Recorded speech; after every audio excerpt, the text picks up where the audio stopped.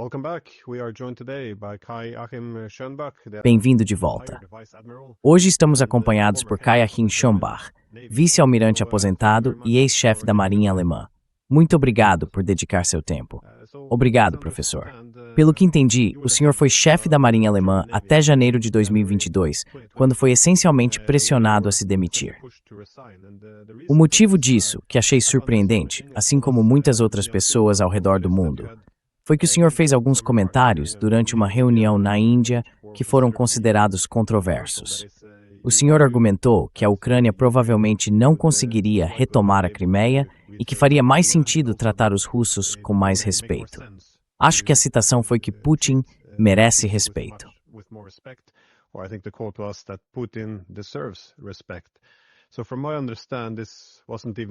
Pelo que entendi, isso nem sequer era uma posição normativa sobre se a Rússia deveria manter a Crimeia. Era simplesmente o reconhecimento de que não havia chance de tirar a Crimeia da Rússia. Achei que isso fazia sentido. Muito sentido, bom senso pelo menos. Seria uma posição ou argumento aceitável, já que reconhecer a realidade é muitas vezes muito importante para adotar as melhores políticas.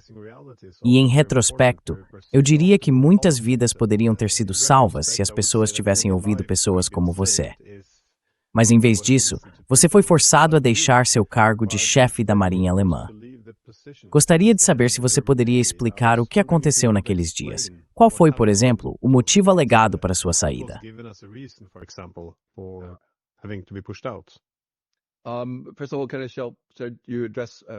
Antes de tudo, devo chamá-lo de professor ou posso dizer Glenn? Glenn, podemos ser informais? Sim, acho que sua introdução foi perfeita. Já foi uma declaração perfeita.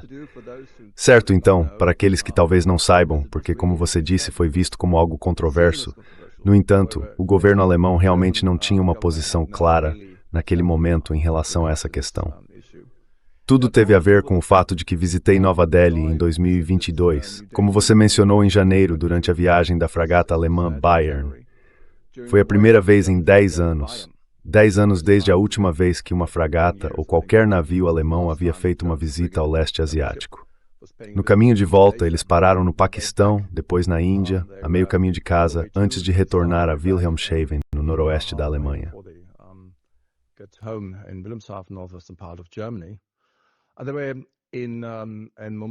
Eles estavam em Mumbai. Depois de se reunir com o ministro das Relações Exteriores em Delhi e participar de vários outros compromissos, fui convidado, com relativamente pouca antecedência, para o que se poderia chamar de uma reunião dupla, que durou cerca de 3 horas e meia no total. Ela envolvia 2 think tanks em um subúrbio de Nova Delhi.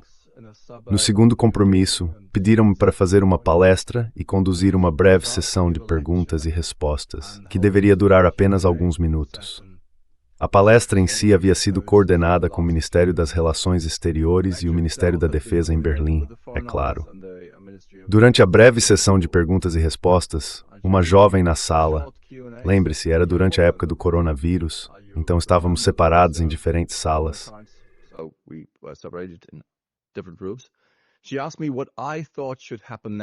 Ela me perguntou o que eu achava que deveria acontecer a seguir com a Península da Crimeia.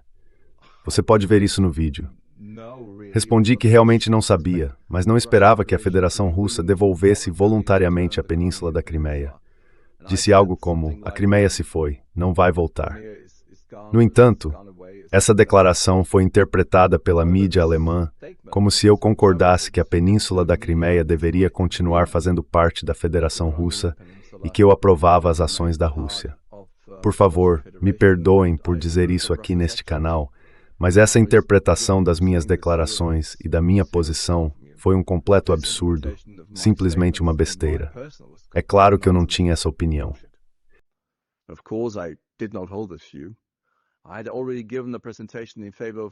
Eu já havia feito uma apresentação em favor da Ucrânia sobre esse tema na OSCE, em Viena, apenas um ano antes, durante uma audiência sobre o assunto na minha função de chefe da delegação alemã. Como resultado, fui condecorado com uma alta ordem ucraniana e, mesmo após esse chamado escândalo, recebi a medalha de honra da Universidade de Kiev. Portanto, nesse sentido, Glenn, Você pode ver que de forma alguma eu quis considerar o status da Península da Crimeia como algo diferente de parte da Ucrânia. A segunda pergunta, aquela que você mencionou mais tarde, quando eu disse Putin merece isso, veio de um participante que perguntou o que eu acreditava que a Federação Russa ou o presidente Putin queriam ou esperavam. Eu disse em essência que não sabia, é claro, mas que se tivesse de especular, presumiria que a Federação Russa e seu presidente expressem como parceiros iguais.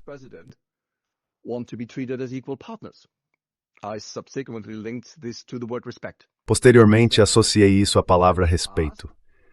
Eu disse que se me perguntassem o que Putin queria, provavelmente era respeito. O que eu quis dizer com isso era respeito pelo direito da Rússia de representar seus próprios interesses de segurança em suas fronteiras ocidentais. Mas, fundamentalmente, eu quis dizer respeito. O que eu não disse e não quis dizer foi que era preciso cumprir as exigências da Rússia ou aceitar tudo o que ela quisesse. Mais tarde eu disse, e até ele merece isso, mas isso não se referia pessoalmente a Vladimir Putin, referia-se ao presidente da Federação Russa. Em seguida, continuei dizendo que se fosse apenas isso, apenas respeito nesse sentido, então isso poderia ser alcançado a baixo custo ou até sem custo algum. Agora esse vídeo, que mostrava apenas um pequeno trecho da palestra e discussão de 3 horas e meia, foi vazado sem o contexto que o cercava.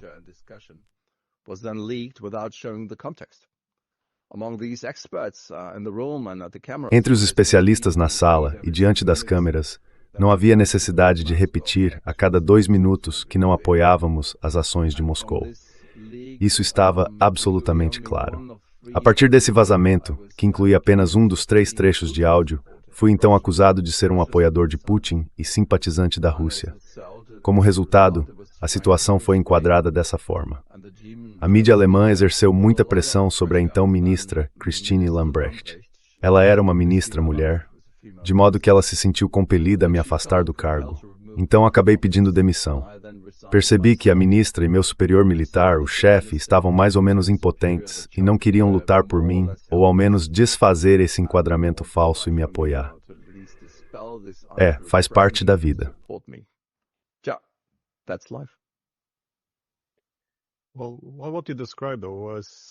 Bem, o que você descreveu também tem sido observado entre jornalistas e no meio acadêmico.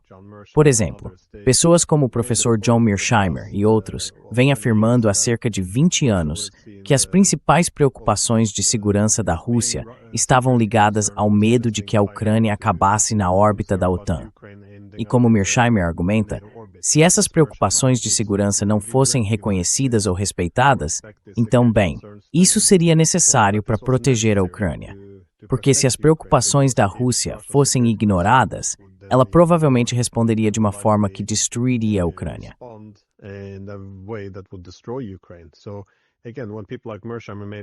Então, novamente, quando pessoas como Mearsheimer faziam esse argumento, isso era considerado uma posição pró-Ucrânia.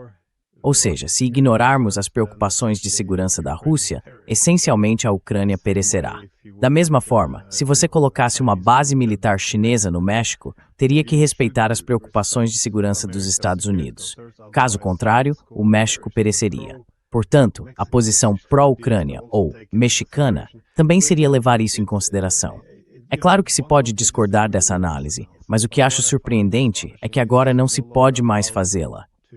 Essencialmente, se você quer ser simpático à Ucrânia, isso agora parece significar ignorar todo o resto e simplesmente seguir em frente. Eu queria entender como você interpreta isso.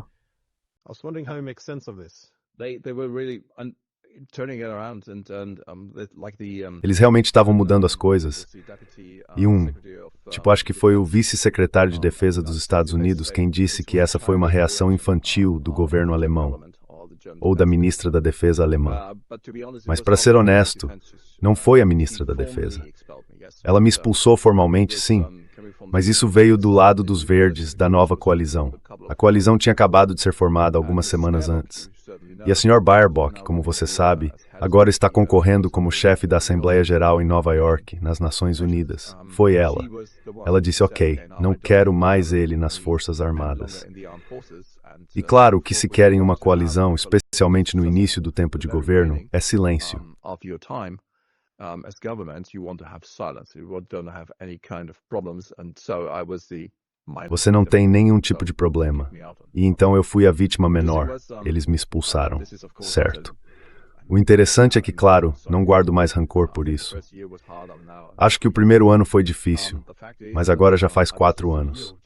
O fato é que, apenas 1 ou 2 anos antes disso, eu apareci na TV alemã porque tinha uma boa reputação na política militar alemã. Apontei que havia uma ameaça no Mar Báltico, especialmente no Mar do Norte e no Mar da Noruega, vinda das frotas báltica e nórdica russas, rearmadas.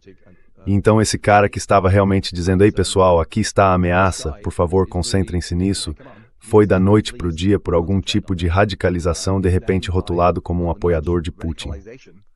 Acho que isso foi muito ridículo. E eu ainda não sou. Mas bem, é a vida. That's life.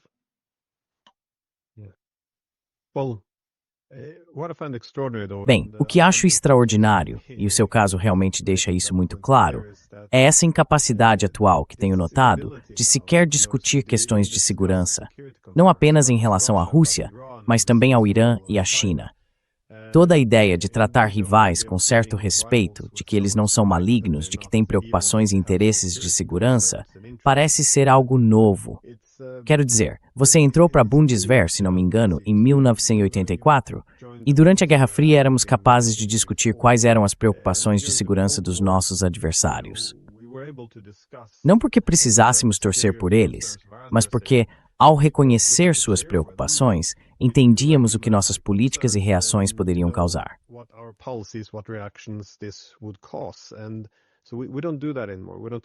E por isso não fazemos mais isso. Não falamos apenas sobre questões de segurança, mas também sobre como falamos sobre líderes estrangeiros. Você disse que há uma necessidade de respeitar a Rússia também. Mas hoje em dia, a forma como falamos sobre líderes é completamente diferente da era da Guerra Fria. É muito emocional, cheio de termos carregados de moralidade. Todos os nossos adversários são autocratas, tiranos, ditadores, brutamontes. Quero dizer, não tínhamos isso durante a Guerra Fria, e não sei bem por quê. Não parece beneficiar a diplomacia. É uma forma de se exibir internamente. Como você explica essa transição? Você esteve lá dos anos 80 até os 90. Sabe por que começamos a falar dessa maneira? Essa é uma boa pergunta.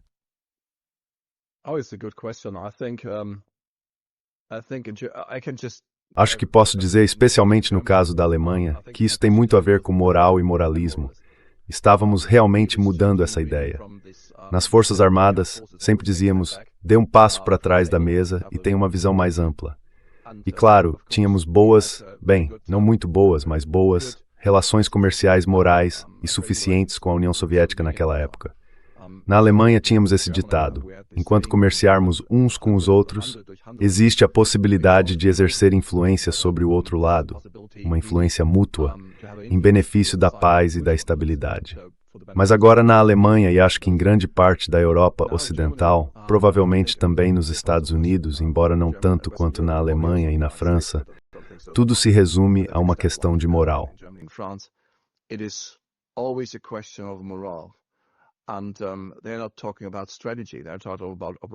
E eles não estão falando sobre estratégia, estão falando sobre operações ou táticas. É sempre sobre moral, mas não sobre aceitar a realidade. E como eu diria nesse contexto, ok, provavelmente não gosto do que o presidente Putin e o governo russo estão fazendo, não gosto do que os iranianos estão fazendo, mas acho que foi no seu canal, com o coronel McGregor, de quem sou um grande fã, ele disse que mais importante do que ser dominante, do que dominar outro país ou uma região do mundo, é ter condições estáveis. A estabilidade é imperativa. É mais importante ter estabilidade, uma relação estável com outros países e regiões, em vez de dizer, ok, agora estou posicionando exércitos pelo mundo em supostos pontos estratégicos e tentando dominar essa região.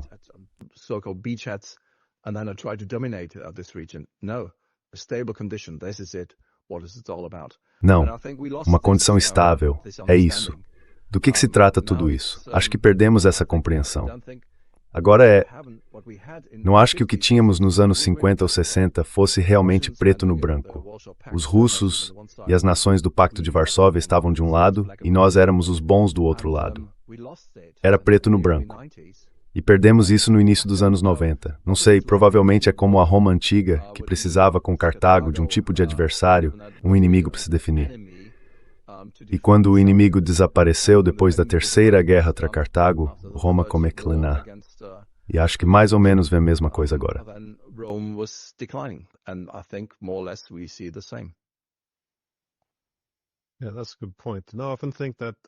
Sim, esse é um bom ponto. Eu frequentemente penso que depois da Guerra Fria, quando essencialmente redesenhamos a Europa, também precisávamos de uma nova estrutura normativa para definir o nós. Quem somos nós e quem são eles? Tivemos que definir tudo como democracia liberal versus autoritarismo, porque acho que durante a Guerra Fria, isso era de certa forma confortável. Ambos os lados aceitavam quais eram as linhas ideológicas que os separavam. Nós éramos os capitalistas, eles eram os comunistas, nós éramos os cristãos, eles eram os ateus. Mas então, é claro, depois da Guerra Fria, quando isso foi imposto unilateralmente, talvez tenha assumido uma forma mais grosseira. O que acho fascinante é que você não é o único na Alemanha, entre a liderança alemã, que tem se preocupado com esse desenvolvimento.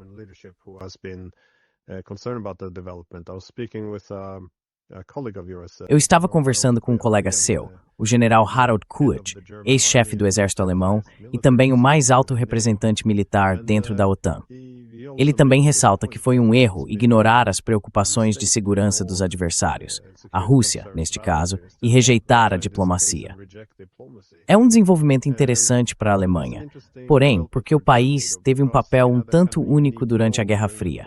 Era o país da Ostpolitik, que sugeria que o engajamento e a compreensão mútua poderiam ser um caminho importante para a paz, em vez de simplesmente tentar derrotar o adversário.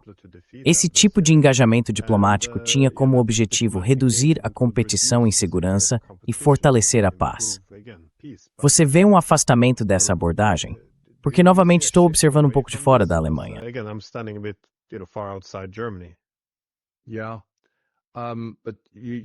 Sim, mas você acabou de mencionar o general Kujat.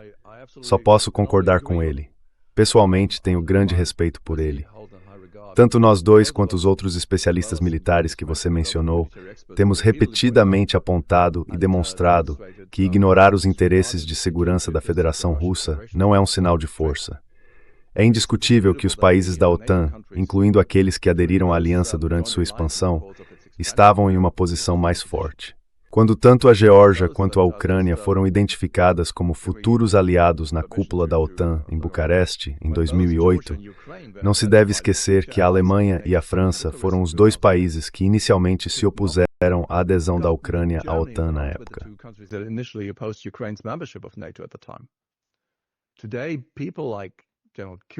Hoje, pessoas como o general Kujat e eu somos frequentemente comparadas aos apoiadores do primeiro-ministro britânico Neville Chamberlain, que, em negociações com Adolf Hitler pouco antes da eclosão da Segunda Guerra Mundial em 1939, acreditava que a política de chamada apaziguação poderia impedir a Alemanha de entrar em guerra.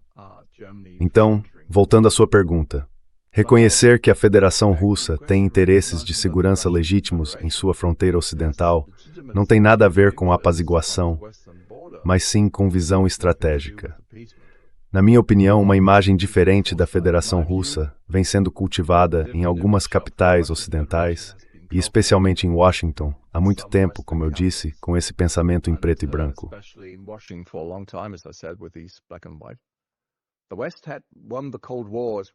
O Ocidente havia vencido a Guerra Fria, como costumamos dizer agora, e era apenas uma questão de expandir ainda mais para o leste e manter a Federação Russa pequena. No entanto, como aprendi em muitas conversas com políticos de países da OTAN, muitos não esperavam que a Federação Russa se recuperasse tão rapidamente e de forma tão sustentável, tanto econômica quanto militarmente. E agora o presidente russo, com o apoio de seu povo, algo que nunca devemos esquecer, fez uma exigência clara de que os interesses de segurança da Rússia em suas fronteiras ocidentais sejam respeitados. como eu disse, na Índia.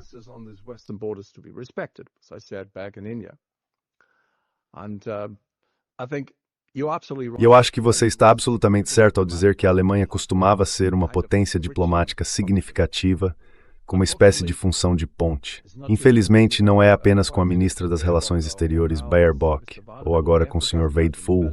Esquecemos disso em Berlim e em outros países também, mas especialmente em Berlim. E hoje temos novamente, sim, uma infeliz, como posso dizer, infeliz delícia da terceira Tesourengoordstadefling ignorar as preocupações de segurança Estado na Penrose. O mesmo vale para a China, o Israel.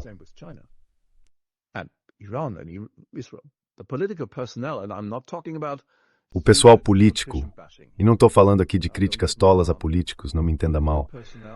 O pessoal político na Alemanha, e acho que também na Noruega, você pode verificar isso, mas também em algumas outras nações e na Comissão Europeia, não tem o calibre necessário para sempre tomar as decisões corretas nesses tempos difíceis e perigosos.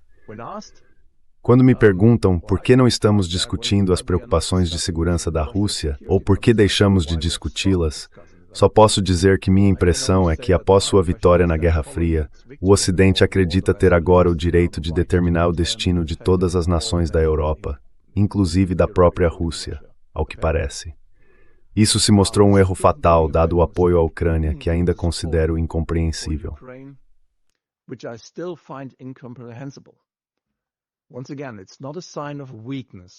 Mais uma vez, não é um sinal de fraqueza por parte do mundo ocidental acomodar a Federação Russa em certos pontos. Acho que o objetivo final, o nosso objetivo final, deve ser sempre o interesse nacional. Paz, reconciliação, equilíbrio e boas relações comerciais. Não pode ser nosso objetivo garantir que a Federação Russa ou outros países semelhantes sejam enfraquecidos a tal ponto que se sintam compelidos a revidar, que é exatamente o que estamos enfrentando agora. O que precisamos são de negociações no mais alto nível, e acho que chegaremos a isso, cessar-fogos e propostas de paz de todos os tipos. E mais uma vez digo, aceitação de novas realidades. Entendo que isso deve ser muito difícil para qualquer patriota ucraniano, aceitar a cessão de território de seu país para a Federação Russa.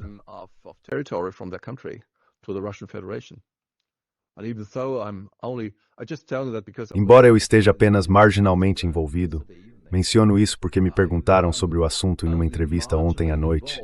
Consigo entender muito bem e provavelmente pensaria e reagiria de forma semelhante se eu fosse ucraniano. Mas agora trata-se de pôr fim às mortes e ao sofrimento. E isso não é apenas uma frase feita. Não há alternativa a isso.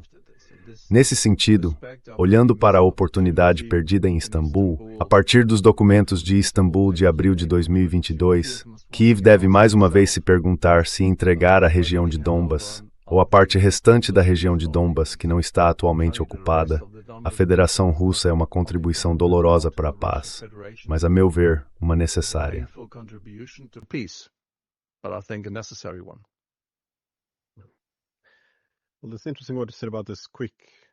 Bem, é interessante o que você disse sobre isso. Ninguém esperava a rápida recuperação da Rússia.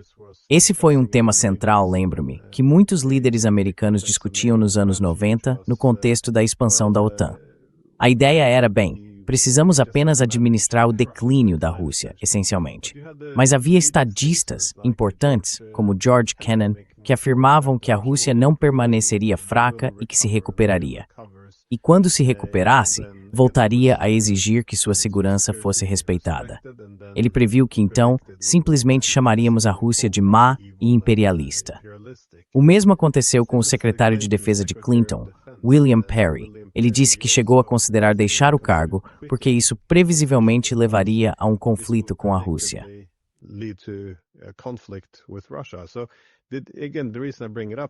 Então, novamente, o motivo pelo qual eu menciono isso é porque essas coisas podiam ser discutidas abertamente, ao contrário de agora, quando as pessoas são afastadas de seus cargos por fazer comentários que deveriam ser de bom senso.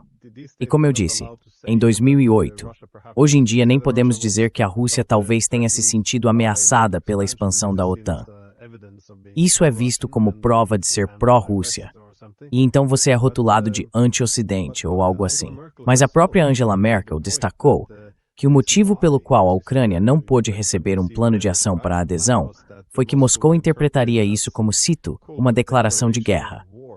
E Burns, o diretor da CIA, também disse em seu famoso memorando que isso provavelmente iniciaria uma guerra civil na Ucrânia, e então a Rússia interviria militarmente, o que ela não queria fazer.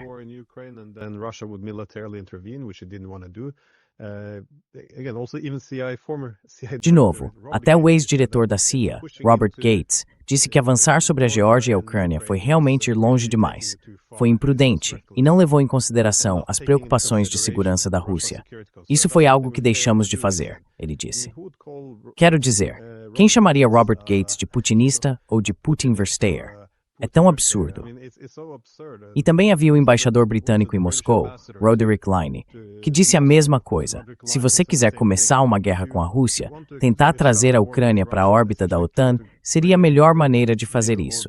Novamente, não como defesa, mas como advertência. Então, todas essas coisas podiam ser ditas, mas agora acabou. É muito estranho ver como isso aconteceu tão rapidamente, eu acho.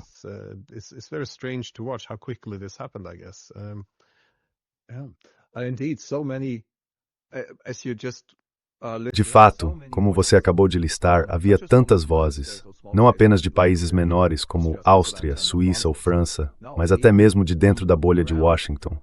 Tantas pessoas sensatas disseram: vamos lá, não ultrapassem essas linhas vermelhas.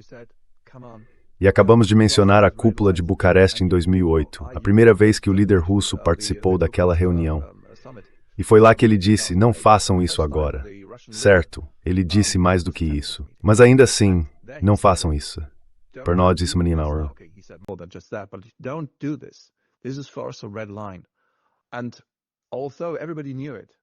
Embora todo mundo soubesse disso, e provavelmente a reação da França, do presidente francês e da senhora Merkel, nossa chanceler na época, refletisse isso, eles ainda assim seguiram adiante, provavelmente sabendo no fundo, ok, talvez no futuro nós os impulsionemos. Mas todo mundo sabia, todo mundo ouviu, todo mundo viu, e continuou. E isso é, eu acho, sim, ok, agora está em alemão, o que significa agora o tempo acabou. Você pode discutir e discutir e discutir, mas agora te está a guerra, e este é o fim do desenvolvimento, e não sabemos o que vem seguir depois.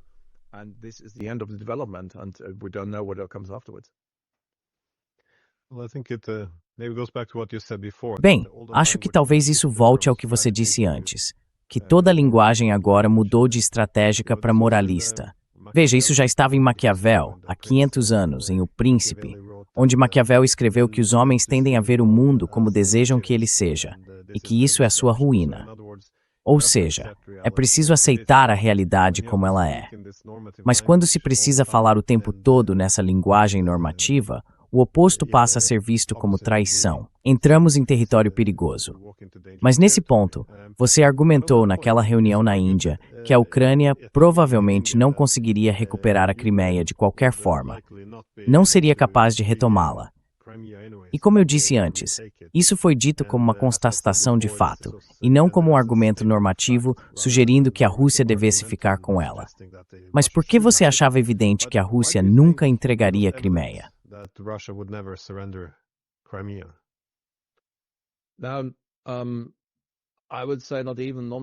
Agora, eu diria que não foi nenhuma declaração normativa, foi realmente uma declaração militar, antes de tudo, porque eu estava sentado ali de uniforme, como dá para ver no vídeo. Do meu ponto de vista, a razão pela qual a Crimeia, e poucas pessoas sabem disso, é que até mesmo as províncias dos oblasts, como são chamadas em russo, Kherson, Zaporígia e outras, foram dadas da Rússia para a Ucrânia apenas para ajudá-la a sobreviver, porque a ESS ucraniana, no início, não tinha absolutamente condições de sobreviver como república. Então esses territórios foram concedidos. Por razões históricas, acho que esse foi um dos motivos. E antes de tudo, muitas pessoas russos étnicos, vivem na península da Crimeia.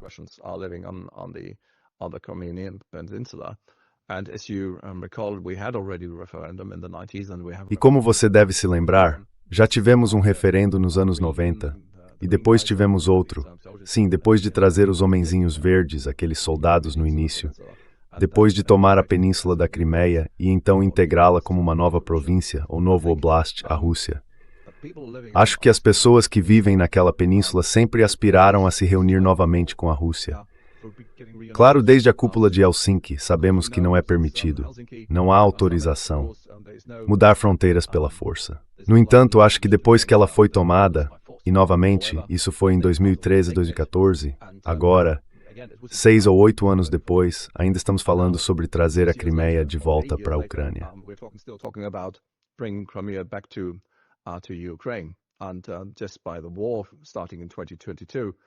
E só pelo fato de a guerra ter começado em 2022, isso se tornou um novo objetivo, ou melhor, um lembrete. Não se esqueçam da Crimeia. Acho que precisamos aceitar a realidade aqui. E a realidade é que as pessoas que vivem na Crimeia querem continuar com os russos.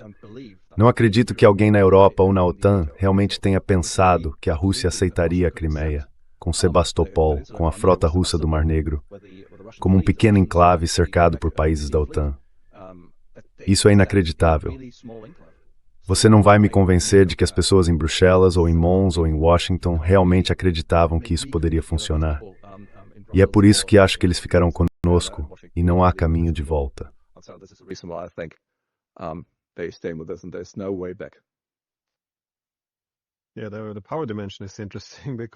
Sim, a dimensão do poder é interessante, porque acho que esse é o principal motivo pelo qual eles tomaram a Crimeia, é claro. Bem, não é controverso dizer que eles não podiam se dar ao luxo de perder a frota do Mar Negro. Se tivessem perdido a frota do Mar Negro, sua presença no Mar Negro teria sido quase reduzida ou desaparecido. E, novamente, nos últimos 1000 anos, esse tem sido um dos principais desafios da Rússia: ter acesso confiável aos mares. Então, no noroeste, eles sempre tiveram aquelas 3 águas: o Ártico, o Mar Báltico e o Mar Negro. E a principal preocupação era que as grandes potências marítimas, os hegemons, fossem os Estados Unidos ou o Reino Unido, tentariam contê-los cortando esse acesso. Então, sabe, havia muito em jogo aqui, e a ideia de que eles simplesmente abririam mão disso, eu simplesmente não vejo isso acontecendo.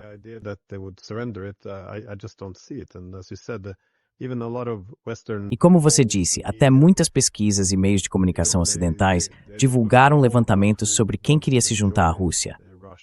E sabe, não eram apenas russos étnicos, ucranianos étnicos, tártaros. Todos eram a favor.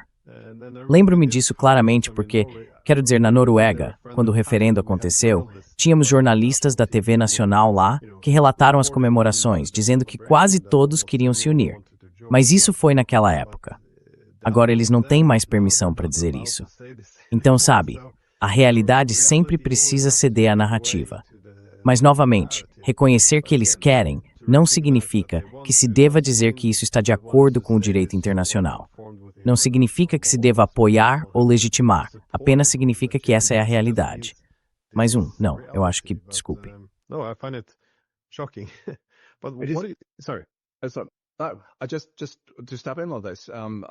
Só para intervir nisso, porque acho que isso se tornou uma expressão padrão que ouvimos agora em todas as discussões e entrevistas, e você vê isso, é claro, na mídia, quando falamos sobre a ordem internacional baseada em regras ou sobre o direito internacional. É interessante observar, e vemos isso agora no Irã, estamos falando sobre a Rússia e o conflito no leste da Ucrânia ou no leste da Europa. É interessante perguntar: o que realmente podemos dizer sobre o direito internacional? O direito internacional é bom para tempos de paz. Eu sei o que estou dizendo agora, e se estivéssemos em uma sala maior, provavelmente jogariam ovos em mim por dizer isso.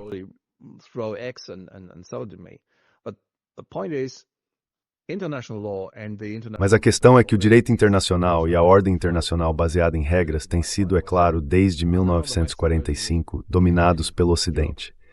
E agora o Ocidente está relativamente em declínio. A Europa não desapareceu para sempre, mas no momento está realmente no fundo do poço. E Washington está agora apenas travando as últimas guerras de uma nação em declínio. Mas acho que deveríamos realmente começar pela Alemanha, pela Noruega, pela Europa Ocidental. Precisamos começar a aceitar a realidade. Eu sei que sou ingênuo. É fácil dizer isso, fácil exigir isso, fácil pensar que é algo que todos deveriam aceitar. Mas estamos sempre fugindo. Vejo isso na classe política do meu país, está sempre fugindo.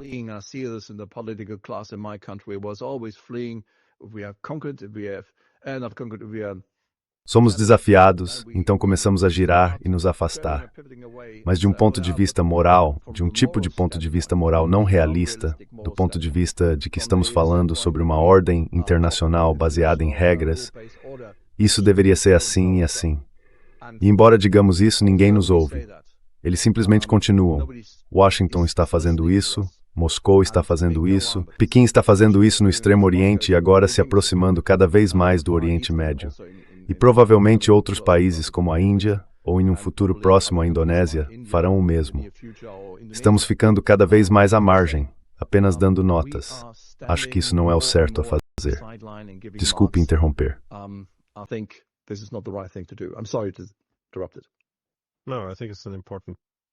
Não, acho que é um ponto importante a ser destacado. Mas eu queria te perguntar, como você avalia isso agora? Porque isso foi em janeiro de 2022. Agora estamos em março de 2026, 4 anos depois do início dessa guerra. O que você acha que a Rússia quer alcançar? Quais são seus principais objetivos nessa guerra?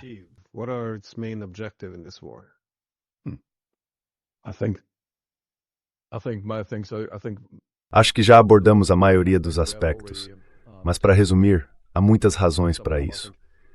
O que eu não acredito é que Putin tenha acordado um dia e decidido: "Ei, agora vou restabelecer a União Soviética." Acho que isso é um absurdo. Sem dúvida, há razões políticas após o golpe da Maidan, no qual a Rússia sentiu que havia sido deixada de lado sem ser consultada.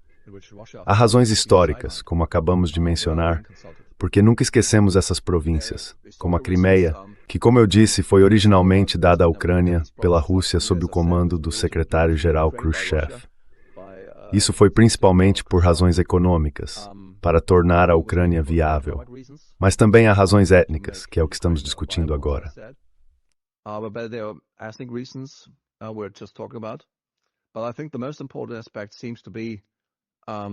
Mas eu acho que o aspecto mais importante, o mais evidente ao longo de sua história, é que não estamos olhando apenas para a Crimeia, mas também para o Donbass. Impulsionada por suas experiências, a Rússia sempre quis ter uma zona de amortecimento entre si e possíveis conquistadores. E os conquistadores em seu passado sempre vinham do oeste, não do sul, nem do leste, nem do norte. Claro, a Ucrânia como país neutro era aceitável. Eles até disseram isso durante as negociações com os Estados Unidos, após o encontro entre Putin e Trump em Anchorage, no Alasca. Eles poderiam dizer: tudo bem, a Ucrânia pode ser parceira da União Europeia, ou até mesmo membro da UE, isso seria aceitável. Mas um possível ponto de apoio para parceiros da OTAN em sua fronteira ocidental, isso é completamente inaceitável.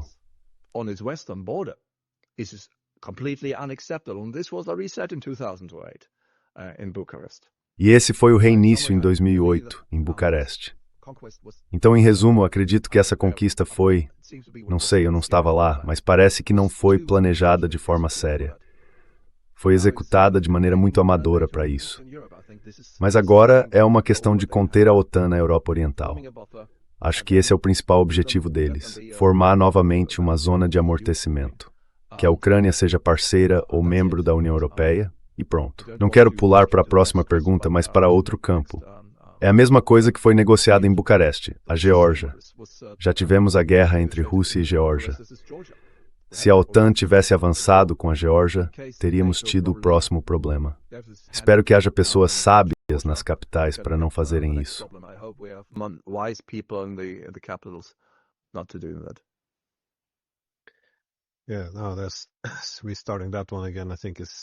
Sim, reiniciar isso de novo. Acho que seria um erro enorme. Mas, novamente, já aprendemos lições suficientes com esta guerra. Ou pelo menos espero que as lições certas. Se você fosse propor uma solução para isso, porque eu sei, e muitos já argumentaram, eu sei que um alemão no parlamento da UERE, Michael von Schulenburg, escreveu essas cartas, assinadas pelo general Harald Kujat, sobre como eles imaginam o fim dessa guerra. Você tem alguma perspectiva sobre como acha que podemos chegar ao fim disso? Porque eu sei que o sentimento costuma ser de que, bem, agora que a guerra começou, não importa muito o que a causou.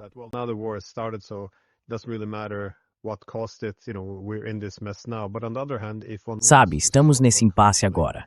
Mas por outro lado, se você quer resolver um conflito, é preciso lidar com as causas profundas. E novamente, os russos deixaram muito claro que não estão interessados em nenhum cessar-fogo temporário que não aborde as preocupações de segurança ou a competição por segurança que desencadeou esta guerra desde o início. Como você vê um possível desfecho para isso? Por quê? Depois que a guerra já dura 4 anos e se manifesta como um conflito territorial, é muito difícil chegar a um acordo.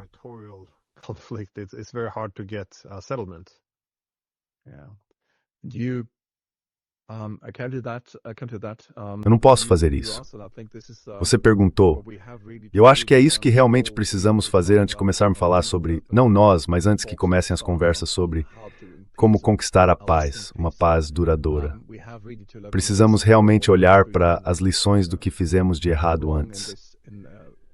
Acho que há algum tempo, sabe, o ex-general do Zezoué, Ben Hodges, uma figura bastante conservadora, acho que ele foi o chefe do exército dos Zezoué na Europa, disse que até mesmo o pequeno exército finlandês poderia varrer o exército russo do campo de batalha.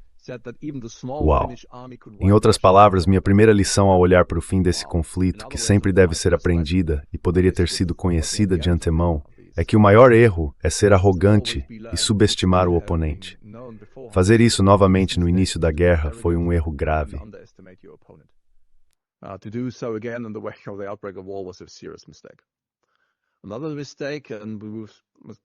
Outro erro que devemos evitar, e que estamos vendo não apenas no Ocidente, mas também em outras regiões do mundo, é ignorar, como já discutimos, as preocupações e os interesses de segurança de outros países. Arrogância, autossuficiência e presunção são grandes inimigos na diplomacia, na estratégia e na guerra. Todos nós precisamos entender que estamos testemunhando uma mudança profunda de poder, não apenas na Europa, mas em todo o mundo. A Europa, e talvez todo o Ocidente, precisa compreender que os tempos de agir livremente, sem resistência, em todas as regiões do mundo, chegaram ao fim. E outra coisa, depender 100%, ou até mais de 1000%, do nosso amigo e parceiro americano por toda a eternidade. Acho que devemos ser muito, muito cautelosos com isso.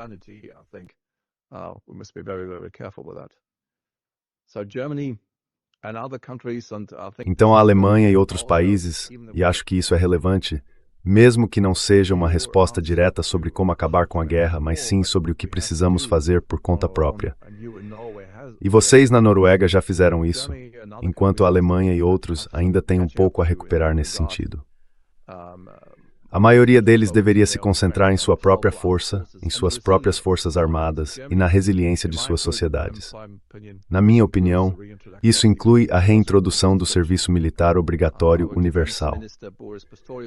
Nosso ministro da Defesa, Boris Pistorius, introduziu o termo prontidão para a guerra, para deixar claro que a Alemanha tem algo a recuperar, como eu disse.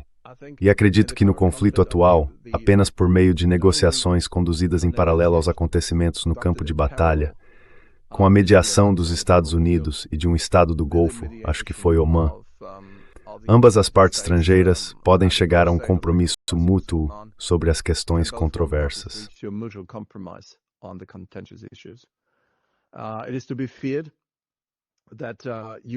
Teme-se que a Ucrânia terá de ceder território. E a Rússia, se eu estivesse aconselhando o presidente Putin, o que ele nunca me pediu para fazer, também seria bem aconselhada, ainda que apenas por motivos de comunicação externa e do período que se seguirá, a fazer concessões que em última instância permitiriam a todas as partes assinar um tratado de paz. Mais adiante, e já mencionei isso antes, a Ucrânia pode se tornar membro da União Europeia? Sim, possivelmente, embora isso ainda não tenha sido decidido. A admissão na UE imporia um enorme fardo aos outros Estados-membros, especialmente à Alemanha. A Ucrânia não está pronta para a adesão. E não quero dizer com isso que não desejo que ela entre. Sei o que as pessoas dirão ao ouvir isso. Meu Deus, ele é contra. Não, não sou contra.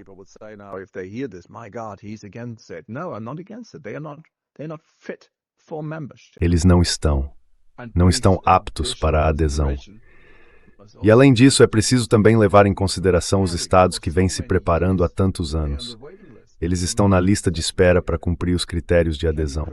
Pode a Ucrânia tornar-se membro da OTAN? Não, de forma alguma.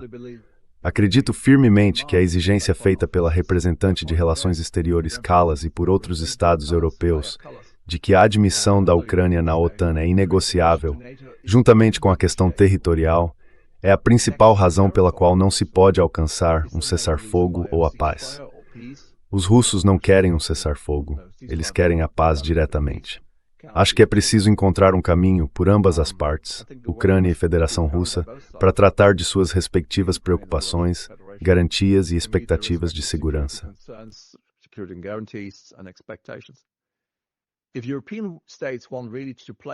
Se os Estados europeus realmente quiserem desempenhar um papel importante, e eles não desempenham nenhum, pelo menos não um papel útil no processo de paz, então medidas de fortalecimento da confiança militar não são nem de longe suficientes.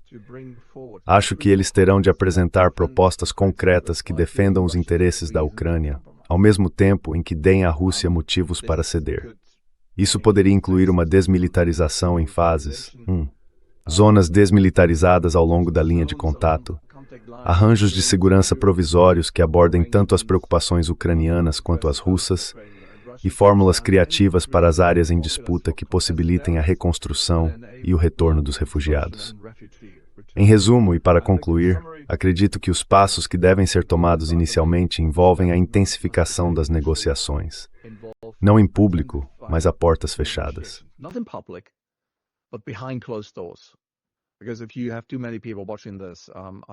Porque, se houver pessoas demais assistindo a isso, acho que você estraga tudo. É preciso encontrar nações em todo o mundo dispostas a posicionar contingentes ao longo da linha de contato na Ucrânia para monitorar a paz ali por um período relativamente longo. E não é porque eu seja a favor disso. Caso contrário, as pessoas diriam: ele ainda é um simpatizante de Putin ou da Rússia. É claro, inimaginável que essas possam ser nações da OTAN, nações europeias da OTAN. Eles não querem a OTAN em sua fronteira ocidental. Então não façam essas propostas. Não faz sentido. Sim, e por mais difícil que seja, é necessário reconhecer que a paz e a estabilidade duradouras na Europa só serão possíveis se a Federação Russa for reintegrada às relações comerciais.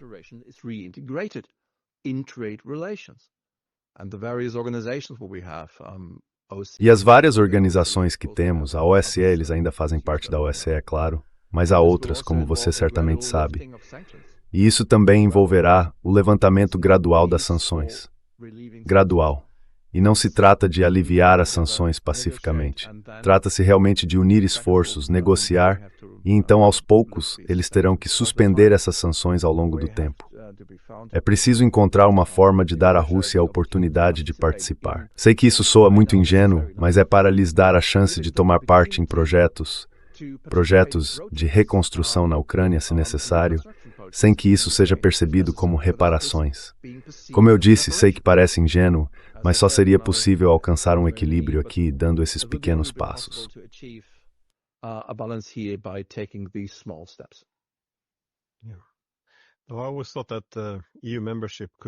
Sempre achei que a adesão à UE poderia ser algo positivo, no sentido de a Ucrânia ter algo a mostrar depois disso, para que não fosse uma paz demasiadamente humilhante. Mas concordo com você sobre a prontidão para ingressar e a oposição interna a isso. É algo muito problemático. Além disso, como você disse, a arrogância precisa desaparecer. Sempre pensei que isso também está ligado à forma como a Guerra Fria terminou. Porque, com a vitória, a vitória tem um preço, e esse preço é a arrogância. Quando você se torna um hegemon, ou um hegemon coletivo, e é todo-poderoso, não há realmente necessidade de uma estratégia. Você não precisa definir prioridades sobre o que fazer ou não fazer, ou onde fazer concessões, porque pode estar em todos os lugares, pode impor sua vontade o tempo todo. You can be everywhere, you can have your way every time, and if you do stupid things, E se você fizer coisas estúpidas, cometer erros estúpidos, ou se envolver em guerras estúpidas, sempre poderá absorver o custo.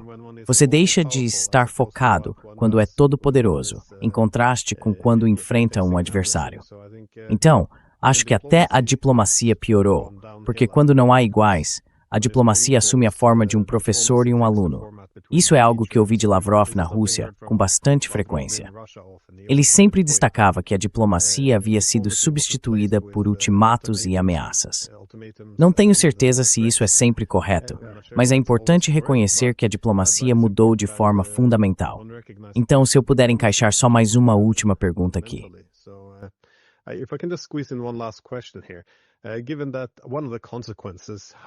Considerando que uma das consequências desta guerra foi a adesão da Suécia e da Finlândia, isso exerce pressão tanto sobre o Ártico quanto principalmente sobre o Mar Báltico. Também coloca Kaliningrado numa posição muito vulnerável.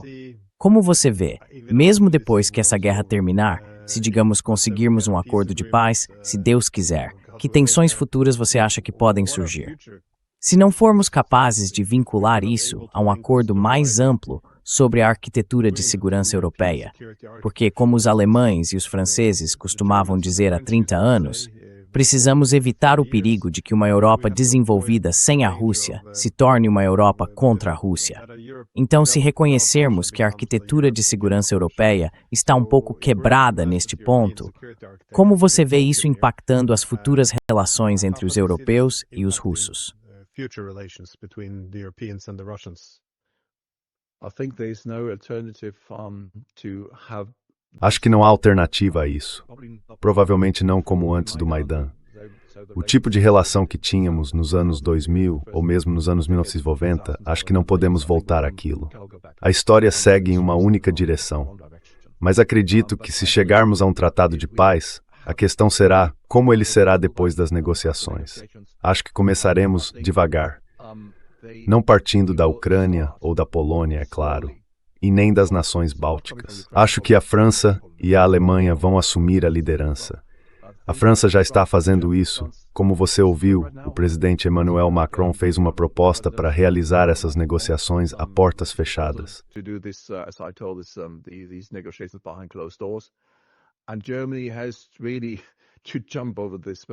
E a Alemanha realmente precisa superar esse equilíbrio e dizer, vamos lá, nós reformamos nossa diplomacia. Revitalizamos a diplomacia que tínhamos nos anos 90 e na primeira década do século XXI e voltamos a conversar com Moscou. Como eu disse no início da nossa conversa aqui, a Alemanha era uma nação de ponte entre o Ocidente e o Oriente. Em relação ao Irã e à guerra lá, por muito tempo não fomos muito bem vistos por Washington. Ainda éramos parceiros de Teherã, sem aceitar o que eles faziam, nem apoiar isso. Mas enquanto mantivermos uma espécie de diplomacia de ponte, preservamos esses laços e a possibilidade de influenciar o que acontece lá, para que a situação não se torne radical demais.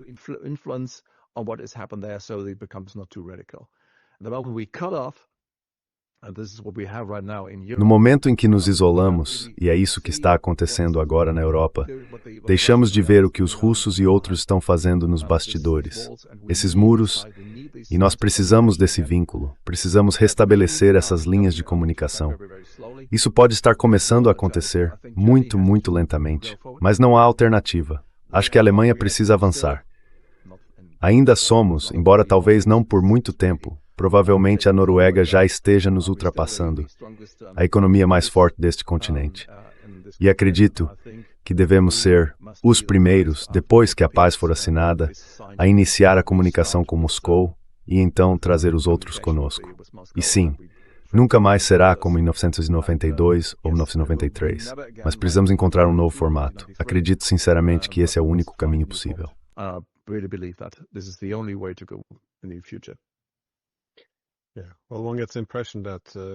Bem, dá a impressão de que estamos caminhando para um desastre. Então a Europa precisa desesperadamente de uma correção de rumo. Mas para mudar de direção, primeiro é preciso ver onde se errou e quais outros caminhos estão disponíveis.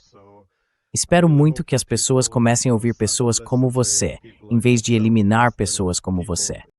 Muito obrigado por dedicar seu tempo. Sim, professor Glenn Giesen, muito obrigado.